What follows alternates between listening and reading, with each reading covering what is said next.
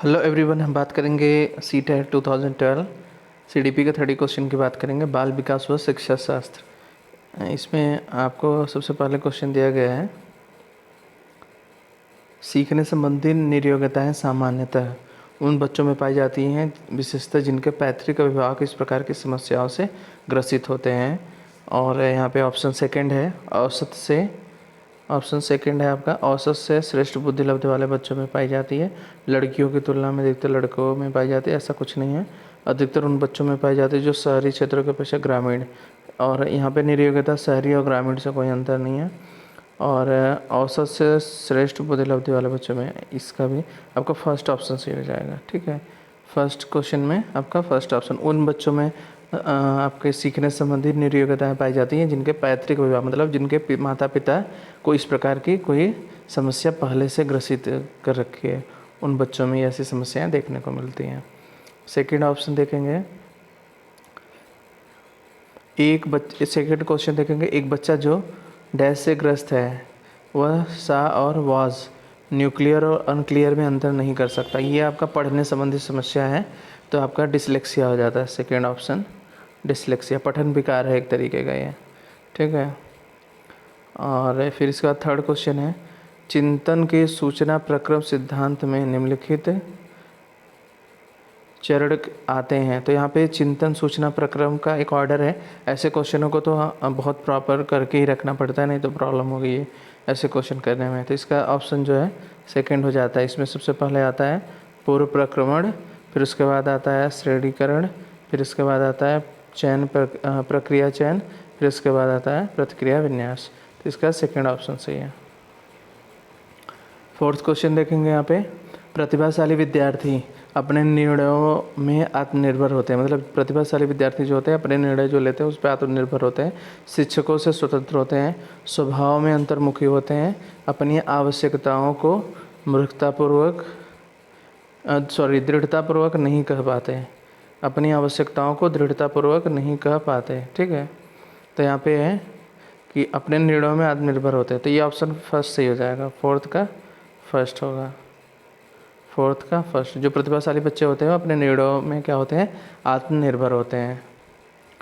ठीक है, फिर इसके बाद फिफ्थ क्वेश्चन की बात करेंगे, आंशिक पुनर्बलन। आंशिक पुनर्बलन क्या है, सतत पुनर्बलन की अपेक्षा अधिक प्रभावशाली, सतत पुनर्बलन की अपेक्षा कम प्रभावशाली होता है। फिर वास्तविक कक्षा कक्ष में अनुप्रयुक्त नहीं किया जा सकता, पशुओं को प्रशिक्षित करने में सर्वाधिक कार्य करता है।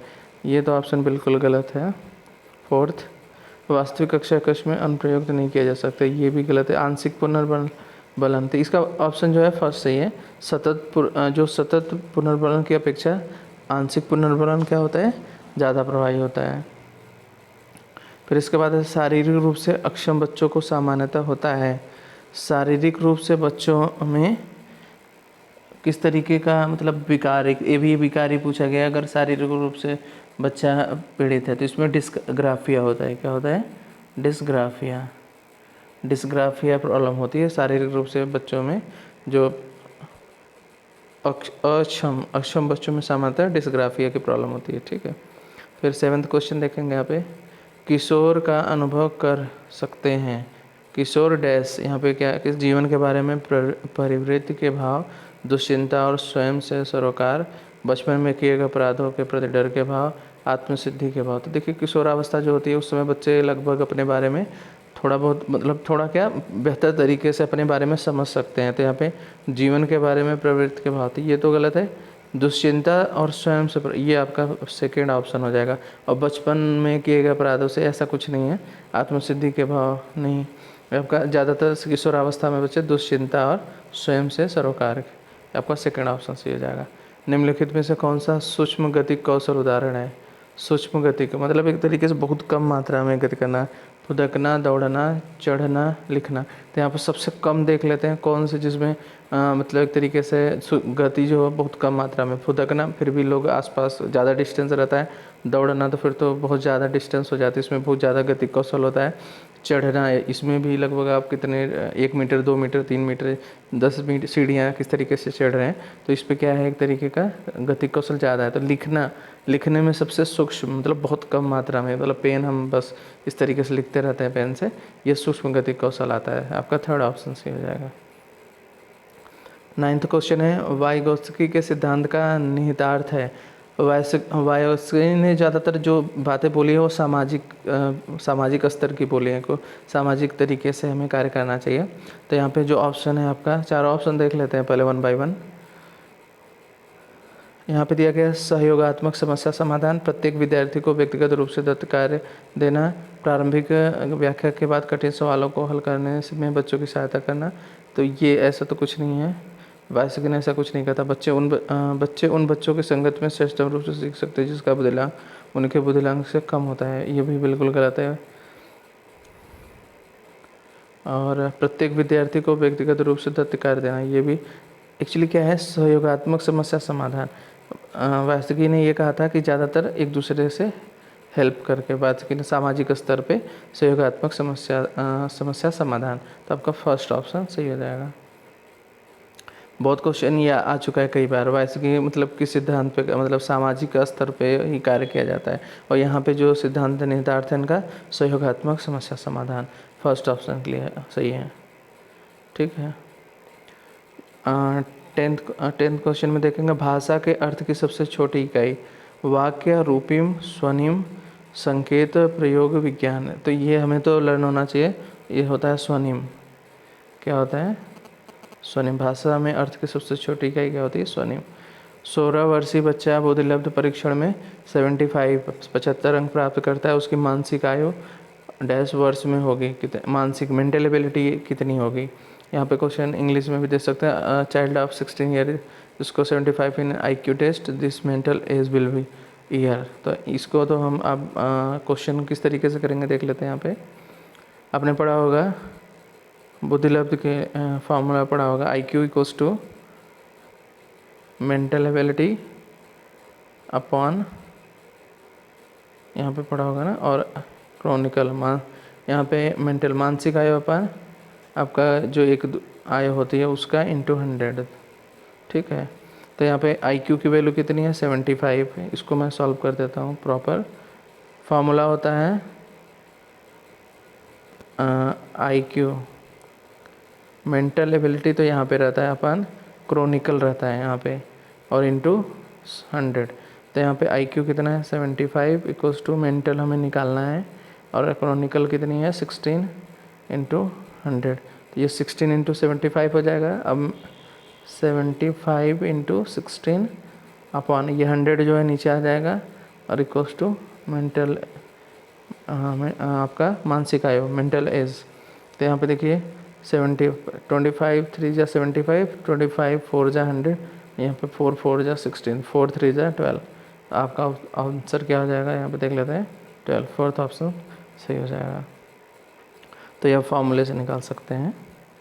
बुद्धिलब्धांक सामान्यतः रूप से शैक्षणिक निष्पादन से संबंधित होते हैं, पूर्ण, उच्च, मध्यम, कम से कम। तो इसको भी हमें याद ही रखना पड़ेगा। बुद्धिलब्धांक जो होते हैं कम से कम रूप से शैक्षणिक निष्पादन से संबंधित होते हैं, कम से कम ऑप्शन होता है इसका। एंड 13 क्वेश्चन देखेंगे यहाँ पे, निम्नलिखित में से कौन सा सीखने के लिए अधिकतम रूप से प्रेरित करता है? सीखने के लिए यहाँ पे देखेंगे ध्यान से, क्वेश्चन को हम जितना बेहतर तरीके से पढ़ेंगे आंसर हम उतना अच्छे तरीके से दे सकते हैं। यहाँ पे क्वेश्चन है, निम्नलिखित में से कौन सा सीखने के लिए अधिकतम रूप से प्रेरित करता है? सबसे ज़्यादा बाह्य कारक, असफलता से बचने के लिए प्रेरणा, बहुत सरल या कठिन लक्ष्यों का चयन करने की प्रवृत्ति, लक्ष्य को प्राप्त करने में व्यक्तिगत संतुष्टि। तो आपका फोर्थ ऑप्शन सबसे बेहतर है। अगर हम सबसे ज़्यादा तभी सीख सकते हैं जब लक्ष्य को प्राप्त करने में खुद की संतुष्टि होनी चाहिए। आप कितना, किस तरीके से आप मतलब कितना पढ़ रहे हो, आप उसके बेसिस पे आप कितना संतुष्ट हो। तो ये आपका फोर्थ ऑप्शन सही हो जाएगा 13 में। बहुबुद्धि सिद्धांत निम्नलिखित निहितार्थ देता है सिवाय। अब यहाँ पे देखिए, बहुबुद्धि के सिद्धांत में ये बोला गया है कि निहितार्थ देता है सिवाय, मतलब अब इसमें चेंज हो जाएगा। सिवाय का मतलब कौन सा नहीं देता है। बहुबुद्धि सिद्धांत कौन कौन से देते हैं, और जो पूछा है वो सिवाय पूछा है, इसका मतलब ऐसे क्वेश्चन में बहुत प्रॉब्लम आती है। हम बहुबुद्धि पढ़ के डायरेक्ट बहुबुद्धि से रिलेटेड ऑप्शन ढूंढते हैं, जबकि यहाँ पे बोला है कि निहितार्थ देता है। 3 ऑप्शन तो ऐसे हैं जो बहुबुद्धि के सिद्धांत से रिलेटेड है, और एक ऑप्शन ऐसा है जो उसके अलावा है, और वही टिक करना है हमें। तो यहाँ पे देख लेते हैं, विषयों को विभिन्न तरीकों से प्रस्तुत किया जा सकता है, बिल्कुल सही है, बहुबुद्धि के सिद्धांत में ही आएगा, क्योंकि अलग अलग तरीके से विविध तरीकों से सीखने का आकलन किया जा सकता है, ये भी बिल्कुल सही है। संवेगात्मक बुद्धि बुद्धिलब्ध से संबंधित नहीं है। संवेगात्मक बुद्धि बुद्धिलब्ध से संबंधित नहीं है। और 4th ऑप्शन देख लेते हैं, बुद्धि प्रक्रम संक्रियाओं का एक विशिष्ट समुच्चय है जिसका उपयोग एक व्यक्ति द्वारा समस्या समाधान के लिए किया जाता है। ठीक है, तो ये आपका 14। तो हमको लग रहा है कि जो बहुबुद्धि सिद्धांत सिवाय ये आपका 4th ऑप्शन हो जाएगा। बुद्धि प्रक्रम सक्रियाओं का एक विशिष्ट समुच्चय है जिसका उपयोग एक व्यक्ति द्वारा समस्या समाधान के लिए किया जाता है। ऐसा नहीं है, मतलब कि एक व्यक्ति द्वारा, यहाँ पे देखिए बहुबुद्धि मतलब बुद्धि प्रक्रम सक्रियाओं का एक विशिष्ट समुच्चय है जिसका उपयोग एक व्यक्ति द्वारा समस्या समाधान के लिए किया। ये 4th ऑप्शन आपका करेक्ट हो जाएगा। ठीक है, एंड फिर इसके बाद देखेंगे 15 देखेंगे यहाँ पे, एक समान जुड़वा भाइयों में से एक को सामाजिक आर्थिक रूप से धनवान परिवार द्वारा गोद लिया जाता है और दूसरे को एक निर्धन परिवार द्वारा। मीन्स 2 बच्चे हैं, एक धनी परिवार से और एक गरीब परिवार से बच्चों को गोद लिया जाता है। 1 वर्ष के बाद उसके बुद्धि लब्धांक के बारे में निम्नलिखित में से क्या अवलोकित होने की सर्वाधिक संभावना है। तो 1 वर्ष जब बीत जाता है तो बच्चों के बारे में उनके बुद्धि लब्धांक के बारे में आप क्या डिसीजन ले सकते हो या क्या अवलोकित कर सकते हो, इसके बारे में यहाँ पे 4 ऑप्शन दिए गए हैं। फर्स्ट ऑप्शन है निर्धन परिवार वाले बच्चों, यहाँ पे देख लेंगे प्रॉपर क्वेश्चन थोड़ा पढ़ा है यहाँ पे। फर्स्ट ऑप्शन है निर्धन परिवार वाले लड़के की अपेक्षा धनी सामाजिक आर्थिक परिवार वाला लड़का अधिक अंक प्राप्त करेगा। ऐसा बिल्कुल नहीं है। ठीक है, तो ये आपका बिल्कुल गलत हो गया। दोनों समान रूप से अंक प्राप्त करेंगे, ये भी गलत ही है। निर्धन और धनी से यहाँ पे कोई रिलेशन नहीं होता है। ठीक है, सेकंड, दोनों समान रूप से अंक प्राप्त करेंगे, ये भी ऑप्शन गलत है। धनी सामाजिक आर्थिक परिवार वाले लड़के की अपेक्षा निर्धन परिवार लड़का अधिक अंक प्राप्त करेगा, ये भी गलत ही है। और आपका 4th जो ऑप्शन है, सामाजिक आर्थिक स्तर बुद्धि लब्धांक को प्रभावित नहीं करता, ये आपका 4th ऑप्शन सही है। सामाजिक आर्थिक स्तर बुद्धि लब्धांक को प्रभावित नहीं करता, मतलब जो बुद्धि लब्धांक होता है वो सामाजिक या आर्थिक स्तर पर डिपेंड नहीं करता है, तो आपका 4th ऑप्शन सही हो जाएगा। ठीक है, 16 देखेंगे यहाँ पे, सीखने के लिए आकलन निम्नलिखित का ध्यान रखता है। देखिए, जिसमें सिवाय पूछा गया है, ये ऐसे क्वेश्चन में गलतियाँ बहुत ज़्यादा होती हैं, हमें निगेटिव वाला ऑप्शन ढूंढना है। जबकि सीखने के लिए आकलन निम्नलिखित का ध्यान रखता है सिवाय, मतलब कौन सा नहीं रखता, ये ऑप्शन पूछा गया है। पहला ऑप्शन है विद्यार्थियों में अधिगम शैलियाँ, विद्यार्थियों की क्षमताएं, विद्यार्थियों की आवश्यकताएं, विद्यार्थियों की त्रुटियां। तो सीखने के लिए आकलन निम्नलिखित का ध्यान रखता है सिवाय विद्यार्थियों की अधिगम शैलियाँ, ये तो हमें बिल्कुल ज़रूरी होती हैं सीखने के लिए बच्चों के। ठीक है, विद्यार्थियों की क्षमताएं, ये भी सही है। फिर विद्यार्थियों की त्रुटियां, अगर बच्चे गलती करते हैं तो वो भी सीखने में बहुत सहायता करते हैं। विद्यार्थियों की आवश्यकताएं, ये 3rd ऑप्शन सही हो जाएगा। मतलब विद्यार्थी की आवश्यकता में अब ज़रूरी नहीं है कि उसे क्या पसंद है, क्या क्या नहीं, क्या ज़रूरत है उसकी, सारी चीज़ों को हमें नहीं देखना। हमें हमारे जो बच्चों को सीखने की आवश्यकता मेन होती है विद्यार्थियों के अधिगम शैलियाँ, लेकिन हमें निगेटिव ऑप्शन ढूंढना है। तो निगेटिव ऑप्शन आपका 3rd है, विद्यार्थियों की आवश्यकताएँ। और यहाँ पे त्रुटियों मत लगा देना। त्रुटियाँ एक्चुअली होता क्या है, जब बच्चे गलती करते हैं तो वो भी एक तरीके से बच्चों की गलतियों को सुधारने में ही हेल्प करते हैं। ठीक है, तो ये आपका हो जाएगा 4th। 17 देखेंगे यहाँ पे, एक सशक्त विद्यालय अपने शिक्षकों में निम्नलिखित योग्यताओं में से किसे सर्वाधिक बढ़ावा देगा। एक सशक्त विद्यालय, यहाँ पर देखिए एक विद्यालय है, एक सशक्त विद्यालय अपने शिक्षकों में निम्नलिखित योग्यताओं में से 4 ऑप्शन दिए गए हैं, उसमें से सबसे ज़्यादा बढ़ाव किस पे देगा। स्मृति, अनुशासित स्वभाव, प्रतिस्पर्धात्मक अभिवृत्ति, परीक्षण करने की प्रवृत्ति। तो यहाँ पे ज़्यादातर जो बेहतर ऑप्शन दिख रहा है मुझे, स्मृति, ऐसा तो कुछ है नहीं। तो फर्स्ट ऑप्शन तो अनुशासित स्वभाव होता है, लेकिन प्रॉपर अगर हम ऑप्शन यहाँ पे बात करते हैं तो परीक्षण करने की प्रवृत्ति, ये भी गलत हो जाए। थर्ड ऑप्शन यहाँ पे सबसे ज़्यादा बेहतर है। कुछ ऑप्शन में ऐसे क्वेश्चन आते हैं ना जो कि लगभग ठीक ठाक रेंज में सभी आते हैं, लेकिन यहाँ पे हमें सबसे बेहतर ऑप्शन ढूंढना पड़ता है। तो यहाँ पे 17 का क्या हो जाएगा, थर्ड हो जाएगा। ठीक है। 18 देखेंगे। मोनिका जो गणित की शिक्षिका है, राधिका से एक प्रश्न पूछती है। राधिका से कोई उत्तर न मिलने पर वह तुरंत मोहन से दूसरा प्रश्न पूछती है। राधिका से क्वेश्चन पूछती है, राधिका से आंसर न मिलने पर तुरंत ही वो मोहन से दूसरा क्वेश्चन पूछती है। जब उसे महसूस होता है कि मोहन उस उत्तर बताने में संघर्ष कर रहा है, और जब टीचर को ये पता चल जाता है कि मोहन उस प्रश्न का उत्तर बताने में उसे प्रॉब्लम हो रही है, तो वह अपने प्रश्न के शब्दों को बदल देती है। मोनिका की यह प्रवृत्ति यह प्रदर्शित करती है कि वह राधिका को किसी उलझनपूर्ण स्थिति में नहीं डालना चाह रही। ऐसा तो बिल्कुल नहीं है, क्योंकि वहाँ से पूछते ही हट गई है वो। इस तथ्य से पूर्णतः परिचित है कि राधिका सवालों के जवाब देने योग्य नहीं है। ऐसा तो नहीं हो सकता, बच्चा थोड़ा बहुत टाइम लगता है, कोई बच्चे जल्दी बता देते हैं, कोई बाद में बताते हैं। अपने सवाल के प्रति थोड़ा घबराई है, ये भी आपका गलत है।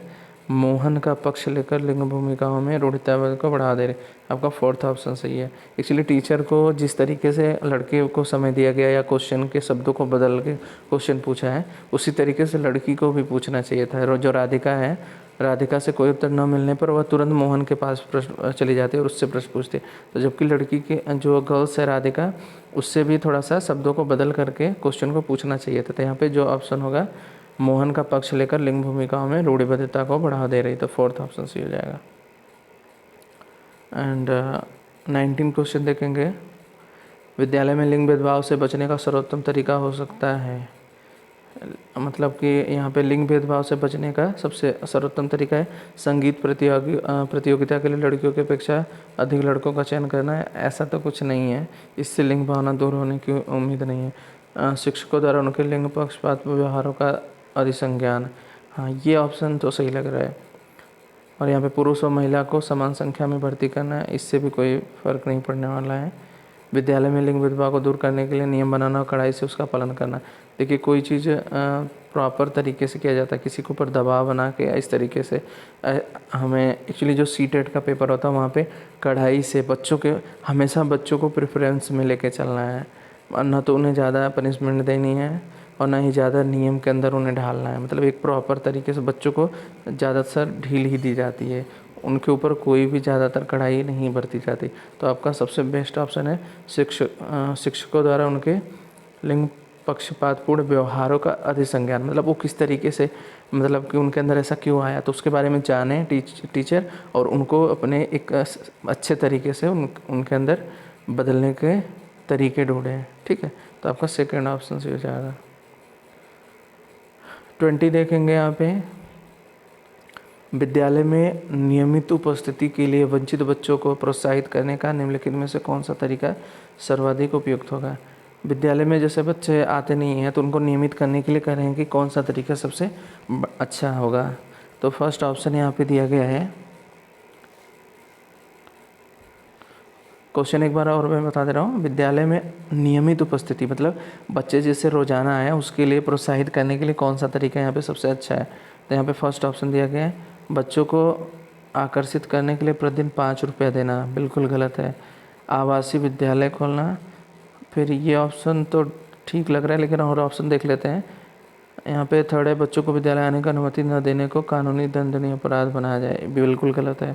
विद्यालय द्वारा बच्चों को एकत्रित करने वाले एक व्यक्ति को नियुक्त किया जाए जो प्रतिदिन घरों से बच्चों को लेकर आए, ये भी गलत। आपका सबसे बेस्ट ऑप्शन सेकेंड है, आवासीय विद्यालय खोलना, सेकेंड ऑप्शन, ठीक है। फिर इसके बाद 21, सफल समावेशन को निम्नलिखित की आवश्यकता होती है सिवाय जिस यहाँ पे देखिए, सफल समावेशन को निम्नलिखित की आवश्यकता है। समावेशन मतलब समावेशी शिक्षा के लिए कौन कौन सी चीज़ें रिक्वायरमेंट होती है, लेकिन यहाँ पे पूछा सिवाय मतलब जो समावेशन के अंदर नहीं आता है। तो यहाँ पे है क्षमता, संवर्धन, संवेदनशील बनाना, पृथक्करण, अभिभावकों की भागीदारी। तो जो हमारे पास आपने देखा होगा समावेशी शिक्षा पढ़ा होगा, उसमें जो होता है फर्स्ट ऑप्शन क्षमता संवर्धन, ये ऑप्शन बिल्कुल सही है, समावेशी शिक्षा में होता है। लेकिन यहाँ पे बोला है कि समावेशी शिक्षा में सिवाय कौन सा नहीं है, संवेदनशील बनना, ये भी समावेशी शिक्षा का एक तरीके से पार्ट है। अभिभावकों की भागीदारी, ये भी समावेशी शिक्षा का भाग है। पृथक्करण, अलगाव, ये नहीं है समावेशी शिक्षा में। तो आपका थर्ड ऑप्शन निगेटिव ऑप्शन पूछा गया था, मतलब कि कौन सा नहीं होगा समावेशी शिक्षा से अलग कौन होगा, वो होगा पृथक्करण। ठीक है, थर्ड ऑप्शन। फिर इसका 22 देखेंगे यहाँ पे, शैक्षिक क्षेत्रों में निष्पादन के आधार पर शैक्षणिक क्षेत्रों में निष्पादन के स्तर को बढ़ाने का उचित स्थापन किस आधार पर किया जा सकता है। देखेंगे क्वेश्चन एक बार और देखते हैं, थोड़ा क्वेश्चन अजीब सा है। शैक्षणिक क्षेत्रों में निष्पादन के आधार पर शैक्षणिक क्षेत्रों में निष्पादन के स्तर को बढ़ाने का औचित्य स्थापन किस आधार पर किया जा सकता है। ऑप्शन है, यह सार्वभौमिक धारण को सुनिश्चित करता है, यह हाथ में किए जाने वाले श्रम के प्रति सम्मान विकसित करता है, यह व्यक्तिगत भिन्नताओं को संतुष्ट करता है, यह हास्याकृत विद्यार्थियों के प्रति पूरक भेदभाव की नीति का अनुगमन करता है। ठीक है, तो यहाँ पे देखेंगे शैक्षिक क्षेत्रों के निष्पादन के आधार पर शैक्षणिक क्षेत्रों में निष्पादन के स्तर को बढ़ाने का औचित्य स्थापन किस आधार पर किया जाता है। एक्चुअली शैक्षणिक क्षेत्रों में निष्पादन के आधार पर शैक्षणिक क्षेत्रों में निष्पादन के स्तर को बढ़ाने का औचित्य जो मेन होता है ना, ये होता है व्यक्तिगत भिन्नताओं को संतुष्ट करना। जो लोगों के अंदर व्यक्तिगत भिन्नता होती है, यह व्यक्तिगत भिन्नताओं को संतुष्ट करता है। थर्ड ऑप्शन से हो जाएगा। ठीक है, 23 देखेंगे, विद्यार्थियों के पोर्टफोलियो के लिए सामग्री का चयन करते समय का, यहाँ पे दो ऑप्शन है, डैश एंड डैश जरूर होना चाहिए। तो इसमें ये सिंपल क्वेश्चन है, इसमें तो सबको पता रहता है। इसमें विद्यार्थियों को पोर्टफोलियो के लिए सामग्री का चयन करते समय विद्यार्थियों और समावेशन की रिक्वायरमेंट होती है। यहाँ पे विद्यार्थी, यहाँ पे समावेशन होना चाहिए। 24 देखेंगे यहाँ पे, निम्नलिखित में से अंतः विषयी अनुदेशन का सर्वोत्कृष्ट लाभ यह है कि विद्यार्थियों में, निम्नलिखित में से, यहाँ पे देखेंगे क्वेश्चन थोड़ा छोटा है बट ऑप्शन बहुत बड़े हैं। अंतः विषयी अनुदेशन का सर्वोत्कृष्ट लाभ यह है कि विद्यार्थियों में विभिन्न विषय क्षेत्रों के विशेष प्रकरणों के प्रति नापसंदगी विकसित होने की कम संभावना होती है। पाठ योजना बनाने और गतिविधियों में शिक्षकों को अधिक लचीलेपन की अनुमति होती है। विद्यार्थियों को सीखे गए नए ज्ञान का बहु संदर्भों में अनुप्रयोग करने और सामान्यीकृत करने में अवसर दिया जाता है। ये ऑप्शन एक्चुअली क्या होता है, जहाँ बच्चों को ज़्यादा अवसर दिया जाता है वो चीज़ें ज़्यादा बेटर मानी जाती हैं। ठीक है, विद्यार्थियों को सीखे गए नए ज्ञान का बहु संदर्भों में अनुप्रयोग करने और सामान्यीकृत करने के लिए अवसर प्रदान किया जाए, अवसर दिया जाता है। ये थर्ड ऑप्शन से हो जाएगा। 25 देखेंगे यहाँ पे, शिक्षक डैश के अलावा निम्नलिखित सभी को करते हुए समस्या समाधान को विद्यार्थियों के लिए मज़ेदार बना सकता है। मुक्त खेल के लिए समय देने, सृजनात्मक चिंतन के लिए असीमित अवसर उपलब्ध कराने, जब विद्यार्थी स्वयं से कोई कार्य करने की कोशिश कर रहे हैं तो उन्हें परिपूर्णता की अपेक्षा करने, मुक्त अंत वाली सामग्री उपलब्ध कराने। तो यहाँ पे देखिए क्वेश्चन को फिर से एक बार देख लेते हैं। शिक्षक, यहाँ पे डैश है, के अलावा, मतलब शिक्षक, यहाँ पे ऑप्शन लेना है, के अलावा निम्नलिखित सभी को करते हो समस्या समाधान को विद्यार्थियों के लिए, मतलब इसमें से कौन सा ऑप्शन ऐसा है कि जो विद्यार्थियों के लिए समस्या समाधान के लिए ज़्यादा मज़ेदार नहीं है। निगेटिव ऑप्शन ढूंढना है। यहाँ पे बोला गया समस्या समाधान को विद्यार्थियों के लिए मज़ेदार बना सकता है, के अलावा। 3 तो हैं और कौन सा नहीं है, मुक्त खेल के लिए समय देना। तो यहाँ पे देखेंगे, ये तो चलो ठीक है, सृजनात्मक चिंतन के लिए असीमित अवसर उपलब्ध कराना, ठीक है। जब विद्यार्थी स्वयं से कोई कार्य करने की कोशिश कर रहे हैं तो उनसे परिपूर्णता की अपेक्षा करना, हाँ ये ऑप्शन सही है, नेगेटिव ऑप्शन है। जैसे होता है कि जब विद्यार्थी स्वयं से कोई कार्य करता है तो जरूरी नहीं कोई कार्य एकदम क्या हो, एकदम पूर्ण ही हो, परिपूर्णता की अपेक्षा करना, ये ऑप्शन थर्ड ऑप्शन सही हो जाएगा। 25 26 देखेंगे यहाँ पे, वे विद्यार्थी जो समृद्ध ज्ञान और शैक्षणिक क्षमता की हार्दिक इच्छा प्रदर्शित करते हैं उनके पास होता है नैपुण्यता, अभिविन्यास, निष्पादन, उपागम, अभिविन्यास, निष्पादन परिहार, अभिविन्यास, कार्य परिहार, अभिविन्यास। तो यहाँ पे मुझे लग रहा है कि सेकेंड ऑप्शन ज़्यादा सही होगा, निष्पाद, उपागम, अभिविन्यास। तो सेकेंड, ठीक है। 27 देखेंगे, प्राथमिक कक्षा में सकारात्मक वातावरण निर्मित करने के लिए एक शिक्षक को मतलब प्राथमिक कक्षा जो 1 से 5 तक के बच्चे होते हैं उनमें उनकी क्लास में सकारात्मक मतलब पॉजिटिव जो इन्वायरमेंट होता है उसको डेवलप करने के लिए हमें क्या करना चाहिए? सुबह प्रत्येक बच्चे का अभिवादन करना चाहिए, ऐसा ज़रूरी नहीं है, विभेद नहीं करना चाहिए और प्रत्येक बच्चे के लिए समान लक्ष्य सुनिश्चित करने चाहिए। और थर्ड ऑप्शन देख लेते हैं, समूह गतिविधियों के दौरान समाज मिति के आधार पर उन्हें समूह बनाने की अनुमति देनी चाहिए, सकारात्मक अंत वाली कहानियाँ सुनना चाहिए। तो ये फोर्थ ऑप्शन भी ज़्यादा सही नहीं लग रहा है, थर्ड मुझे सेकंड ऑप्शन ज़्यादा सही लग रहा है यहाँ पे 27, क्योंकि यहाँ पे कह रहा है विभेद नहीं, किसी बच्चे में कोई भेद नहीं होना चाहिए और प्रत्येक बच्चे के लिए समान सुनिश्चित लक्ष्य सुनिश्चित करना चाहिए, समान होना चाहिए। नर्सरी कक्षा में शुरुआत करने के लिए कौन सी विषय वस्तु सबसे अच्छी होती है? जो नर्सरी क्लास होती है, which would be the best first theme to start with the nursery class? ऐसी कौन सी थीम है, विषय वस्तु जो बच्चों को नर्सरी क्लास के बच्चों को सिखाने के लिए सबसे पहले शुरू किया जाए? यहाँ पे ये बोला गया है, यहाँ पे मेरा परिवार, जो छोटे सबसे छोटे बच्चे अगर मेरा परिवार लेंगे तो उसमें माता पिता के बारे में, और बच्चा जब पैदा होता है उससे लेकर अपने परिवार के बारे में ही ज़्यादा देखता ताकता है, तो इसलिए हमें सबसे पहले मेरा परिवार टॉपिक थीम लेनी चाहिए, सबसे अच्छी होती है, ठीक है। थर्ड ऑप्शन सही हो जाएगा। बच्चों द्वारा की जाने वाली त्रुटियों के संबंध में निम्नलिखित में से कौन सा कथन सत्य है? तो यहाँ पे देखेंगे, स्वयं बच्चों द्वारा त्रुटियों को सुधारा जा सकता है, सत्य ऑप्शन पूछा गया है, इसलिए शिक्षक को उन्हें तुरंत ही नहीं सुधारना चाहिए।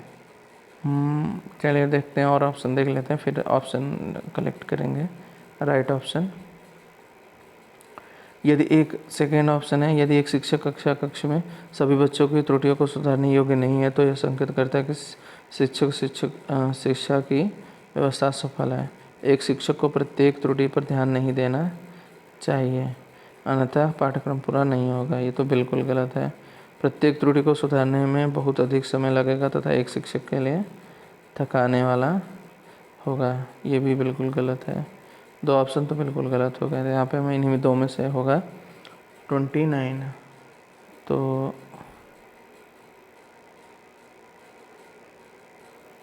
बच्चों द्वारा की जाने वाली त्रुटियों के संबंध में, ठीक है, स्वयं बच्चों को द्वारा त्रुटियों को सुधारा जा सकता है, यदि एक शिक्षक सभी बच्चों की त्रुटियों को सुधारने योग्य नहीं है तो संकेतन।